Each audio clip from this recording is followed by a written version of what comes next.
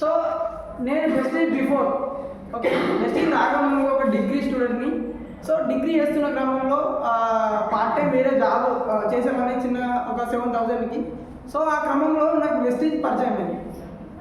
So ఏమని పరిచయం అయిందంటే, శేఖర్ జిల్లా సోపులు పేస్టులు ఉంటాయి, ఇవి వాడుకొని ఎదుటి వాళ్ళు చెప్తే లక్షలు వేలలో సంపాదించుకోవచ్చు అని చెప్పి. నేను అప్పుడు ఏం చెప్పిన తెలుసా ఆయనకి, పిచ్చా నీకు, సోపులు పేస్టులు పట్టుకుంటే లక్షలు ఎట్లా వస్తాయి?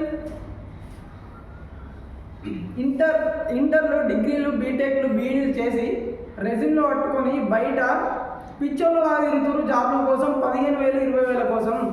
నీకు ఈ సబ్బులు పేస్టులు పట్టుకుంటే లక్షలు ఎవరు వస్తానన్నారు, అంత వేస్ట్, ఏదైనా పని చూసుకో అని చెప్పిన. ఓకేనా? లేదు ఒక మీటింగ్ రా అంటే ఏదో ఖాళీ ఉన్న టైంలో మీలాగానే ఒక మీటింగ్ వచ్చి లాస్ట్లో కూర్చొని ఒక మీటింగ్ విన్నా. ఫస్ట్ ప్రొడక్ట్ అయితే బాగుంటుంది, ఇది వాడుకుంటే ఆరోగ్యంగా ఉంటాం, ఆర్గానిక్ ప్రొడక్ట్స్ అన్న ఒక్క విషయం మాత్రం అర్థమైంది. ఓకేనా? సో షాప్ చేంజ్ చేయాలని అర్థమైంది. ఫస్ట్ ఏమర్థమైంది, జస్ట్ షాప్ చేంజ్ చేయాలి, తర్వాత మనం ఆరోగ్యంగా ఉండాలన్న ఒక్క విషయం అయితే అర్థమైంది. డబ్బుల విషయం ఆ రోజు నేను ఎక్కువ దానిపై దృష్టి పెట్టలేదు, అక్కడ డబ్బులు వచ్చే ప్లాన్ చెప్పలేదు, జస్ట్ ప్రొడక్ట్స్ బాగుంటాయన్న విషయం మాత్రం అర్థమైంది. సో బయట కూడా ఎట్లాగో ప్రొడక్ట్స్ తీసుకుంటున్నాం కదా, సో దీంట్లో కూడా ప్రొడక్ట్స్ ఉన్నాయి కదా.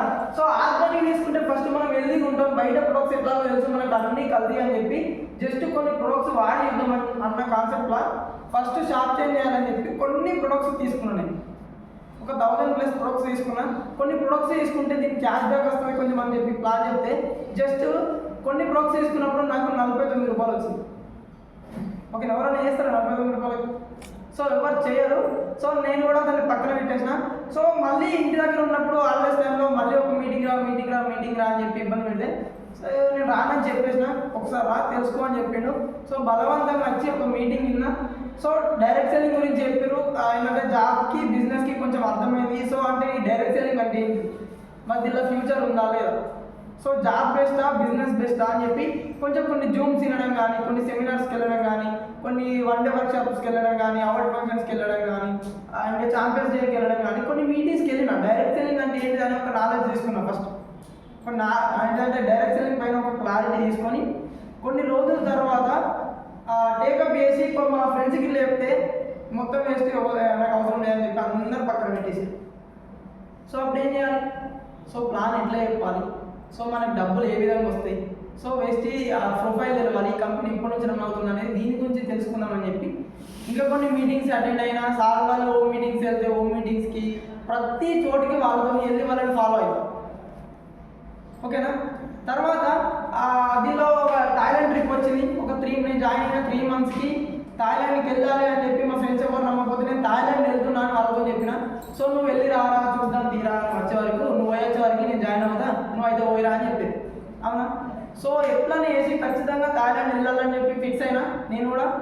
సో వెళ్ళి ఎట్లా అంటే అప్పుడే నాకు ఏంటంటే స్టార్టింగ్ బిజినెస్ అందరూ చేస్తా, సో తెలియదు. కానీ అప్పుడు ఒక అదృష్టం లాంటి ఏంటంటే అగ్రికల్చర్ సీజన్ వచ్చింది. సో మన అందరి విలేజెసే కాబట్టి సో అగ్రికల్చర్ పైన ఎక్కువ ఫోకస్ చేసిన, ఏ స్టేజ్లో ఉన్నప్పుడు అంటే ఏపీ ఇవ్వాలి మనం మందులు అని చెప్పి దాని గురించి అగ్రికల్చర్ గురించి కొంచెం ఎక్కువ నాలెడ్జ్ తీసుకొని, so agri gold, agri IT two, agri protech, agri humic, agri granules, so agri nanotech వీటిపైన దృష్టి పెట్టి అగ్రికల్చర్ ఎక్కువ చేసిన. సో నాతో పాటు మా ఫ్రెండ్ని థాయిలాండ్ క్వాలిఫై చేసిన. జస్ట్ నేను జాయిన్ అయిన 3 monthsలో ఇద్దరం కలిసి ఫ్లైట్లో థాయిలాండ్ బయట దేశం వెళ్ళి అంటే వారం రోజులు చేసి వచ్చి. సో ఇట్లా నేను థాయిలాండ్ వెళ్ళి ఒక ఫ్లైట్లో ఒక ఫోటో పెట్టిన తర్వాత వీడు అందంతో పని చేసిర్రు అని చెప్పి మా ఫ్రెండ్స్ అప్పుడు కొంతమంది నమ్మి కొంచెం టేకప్ చేసిరు. సో అప్పుడు థాయిలాండ్కి వెళ్ళిన తర్వాత కొంచెం బిజినెస్ గ్రోత్ వస్తూ వచ్చింది. సో అప్పుడు నా చెక్ కూడా కొంచెం ఇంప్రూవ్ అయింది. ఈ 49 కాస్త కొంచెం ఇట్లా 200, 400, 800, 1200, 2000, 5000, 11,000 దాకా వెళ్ళింది. సో ఇట్లా నేను వెస్టీ త్రోలో ఒకసారి థాయిలాండ్కి వెళ్ళినా, 2 సార్లు గోవాకి వెళ్ళినా, రీసెంట్గా ఢిల్లీ కూడా వెళ్ళడం జరిగింది. సో వెస్టీలో లేకపోతే యాదగిరిగుట్టకో, కొండగట్టుకో, కుమరేలికో తప్పించి బయటికి ఎటు పోతుంది. అవునా? సో ఈ అవకాశం నా ఒక్కరిగా ఉందా, మీ అందరికీ ఉందా? మీ అందరికీ ఉంది కదా. సో ఇట్లనే అంటే దీనిలో డబ్బులు ఉంటాయని చెప్పి దీని తర్వాత డైరెక్ట్ సెల్లింగ్ పైన పూర్తి నాలెడ్జ్ తీసుకొని ఒక డైరెక్ట్ సెల్లింగ్ పైన ఒక క్లారిటీ తీసుకున్న తర్వాత ఫ్యూచర్ చేస్తే వెస్టేజ్నే ఉంది, లేక బయట ఎక్కలేదు, జీవితంగా కష్టపడ్డా మనం 15,000 కంటే మనకి డిగ్రీ చేస్తే మనకి ఎక్కడ లేవు అని చెప్పి అర్థమైంది. అట్లనే మనం చూసుకుంటే గవర్నమెంట్ ఎలక్షన్స్ ఉన్నప్పుడు ఏం చెప్తా అంటే ప్రతి ఇంటికి ఒక జాబ్ ఇస్తా అని చెప్తుంది. అవునా? ఎలక్షన్స్ అయిపోయిన తర్వాత ఇప్పుడేం చెప్తుంది సార్, నా దగ్గర 1% జాబులు లేవు, మీకు ఎక్కడ ఏది దొరికితే అక్కడికి వెళ్ళిపోండి అని చెప్తుంది. మనము చిన్నప్పటి నుంచి ఒక 20 ఏళ్ళు కష్టపడి ఎగ్జామ్ ఫీజులు కట్టి సప్లీలు రాసి రోజు బస్ ఛార్జీలు పెట్టుకొని చిన్నప్పటి నుంచి మన అమ్మ వాళ్ళు కష్టపడి మనల్ని చదివిస్తే మనం 20 ఏళ్ళ తర్వాత ఒక జాబ్ చేసుకుంటే 10,000కు 12,000 మనం జాబ్ చేసి కనీసం మన రీఛార్జ్లకి మన సెల్ కూడా అయిపోవాలి, మనం నిత్యావసర వసతులు కూడా అయిపోవాలి. అవునా? అట్లాంటిది ఇంకా ఫ్యూచర్లో మన ఫ్యామిలీని ఏం పోషించుకోగలుగుతాం, మన ఇంట్లో సడన్గా మనకి ఏదైనా హెల్త్ ఇష్యూస్ వస్తాయి, మనకు హాస్పిటల్ ఎట్లా ఖర్చు అని చెప్పి మనం ఫ్యూచర్ ఖచ్చితంగా నేను వెస్టీకి ఎట్లా వచ్చినా అంటే బయట అయితే కనీసం 10,000 12,000 వచ్చే పరిస్థితి లేదు. వెస్టీలో నేను 3 years కష్టపడ్డా సరే నాకు ఒక 50,000 వస్తుంది అనుకుంటా అని చెప్పి నేను వెస్టీకి వచ్చాను. అవునా? బయట 10,000 12,000 ఇప్పుడు బయట నన్ను చూసుకోండి. ఇప్పుడు రీసెంట్గా ఆయన ఒక ల్యాబ్ టెక్నీషియన్, దాదాపు ఒక 4-5 years ఎక్స్పీరియన్స్ ఉంది ల్యాబ్ టెక్నీషియన్లో. సో ఆయన చేరియాలో కూడా జాబ్ చేసింది. ఓకే, నా ల్యాబ్ టెక్నీషియన్గా. సో అక్కడ నాకు సాలరీ పెంచుడు అంటే వాళ్ళ సార్ ఏమంటుంది తెలుసా, నీకు సాలరీ పెంచి 12,000 చేస్తే 6,000కి ఇద్దరు చేస్తూ ఉంటారు, నేను ఒక్క నుంచి చెప్తే ఇద్దరు కూడా పెట్టుకోవచ్చు అని చెప్పింది ఇక్కడ. అంటే బయట ఏ రకమైన కాంపిటీషన్ జాబ్స్ అంటే మనం జాబ్స్లో అంటే నెగ్గగలుగుతామా, దాని ద్వారా మనకు డబ్బులు నిత్యావసర వస్తువులు కూడా తగ్గుతాయి. సో ఈ విషయం అర్థమైంది, చేస్తే వెస్టీజ్ చేయాలని చెప్పి వెస్టీజ్ పైన డైరెక్షన్ పైన ఫుల్ నాలెడ్జ్ తీసుకొని ఒక క్లారిటీ తీసుకొని వెస్టీజ్ టేకప్ చేస్తే ప్రజెంట్ 49 రూపాయలు కాస్త జస్ట్ 1.5 yearలో 47,120 రూపాయలకి.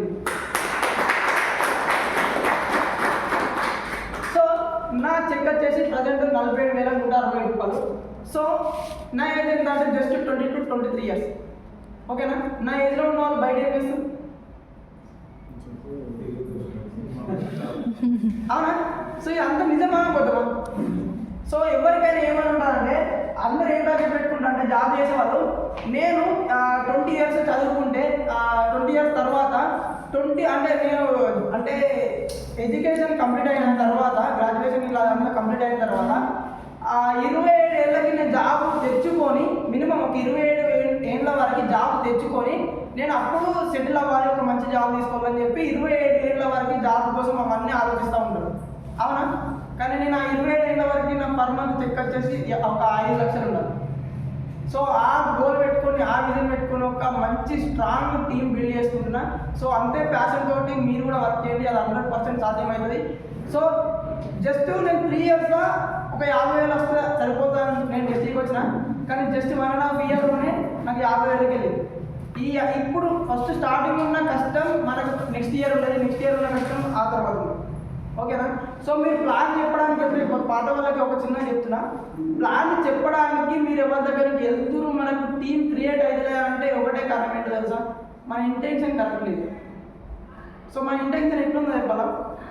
సో ఆయనకి చెప్పినామనుకో, ఆయన జాయిన్ అయితే ఆయన ఏరియా కవర్ అవుతుంది, నేను సిల్వర్ అయిపోతా అన్న కాన్సెప్ట్లో చెప్తున్నాం కాబట్టి మనం సిల్వర్ అయితలేం, ఆయన ఐడి ఇస్తలేడు, జాయిన్ అవుతాడు. సో మనకు షబ్బీర్ సార్ చెప్తాడు, people with intention writing, people with join right intention అని. సో ఒక హిందీలో ఒక కొటేషన్ ఉంటుంది, ఏంటిదంటే నియత్ మే హతరా జోలి మే పతరా. అర్థమైనా? నియత్ మే హతరా జోలి మే పతరా. మన ఇంటెన్షన్ కరెక్ట్ లేకపోతే మన జోలీలో పత్రానే పడుతుంది. ఓకేనా? సో మన ఇంటెన్షన్ ఎట్లుండాలంటే, సో ఆయన ఫినాన్షియల్లో లో ఉన్నాడు, ఆయన కొన్ని కష్టాల్లో ఉన్నాడు, కొన్ని ప్రాబ్లమ్స్లో ఉన్నాడు. అట్లీస్ట్ మన వెస్టీజ్ ద్వారా మన ప్లాన్ ఇస్తే కొంచెం ఫైనాన్షియల్గా కొంచెం ఇంప్రూవ్ అవుతాడు మన గ్రోలో. ఆయనకు నేను మంచి చేస్తా అన్న కాన్సెప్ట్లో మనం వెళ్తే మనకు ప్లాన్ చెప్పరాకపోయినా సరే 100% వాళ్ళు ఆధారపడిస్తాం. ఓకేనా? సో రైట్ ఇంటెన్షన్తో వర్క్ చేయండి. సో ఫస్ట్ మనకు వెస్టీజ్లో సక్సెస్ కావడానికి కారణం ఏంటంటే సిఎన్సి. ఓకేనా? సో సిఎన్సి ప్లాన్ చెప్పుకున్నాం. సో సిఎన్సీకి వెళ్ళే ముందు ఫస్ట్ మనకు వెస్టీలో ఏమేమి ప్రొడక్ట్స్ ఉంటాయి, దీనికి ఏ రకంగా వెళ్ళాలని చెప్పి ఇది అందరికీ యూజ్ అయ్యేది. వీళ్ళకు వర్క్ అవుతుంది, వీళ్ళకి వర్కౌట్ అవ్వదు, వీళ్ళ ఏజ్ తక్కువ ఉంది, వీళ్ళ ఏజ్ ఎక్కువ ఉంది, నేను చదువుకోలేదు, నేను చదువుకున్నాను అని చెప్పి దానితో ఏం సంబంధం లేదు. సో ఫస్ట్ ఈ కంపెనీ పేరు ఏంటంటే